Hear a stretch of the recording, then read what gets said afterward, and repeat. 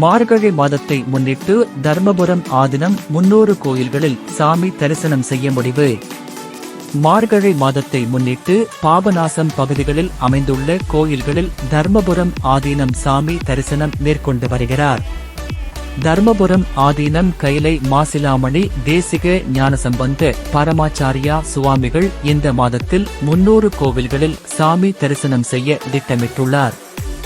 இதன் ஒரு பகுதியாக பாபநாசம் அருகே கோவில்தேவராயன்பேட்டை மச்சபுரீஸ்வரர் ஆலயம், சக்கராப்பள்ளி சக்கரவாகீஸ்வரர் ஆலயம், சூலமங்கலம் கீர்த்தி வாகீஸ்வரர் ஆலயம், பசுபதி கோவில் புள்ளமங்கை ஆலயம் உள்ளிட்ட ஆலயங்களில் சாமி தரிசனம் செய்தார். அவருக்கு பூரண கும்ப மரியாதையுடன் வரவேற்பு அளிக்கப்பட்டது.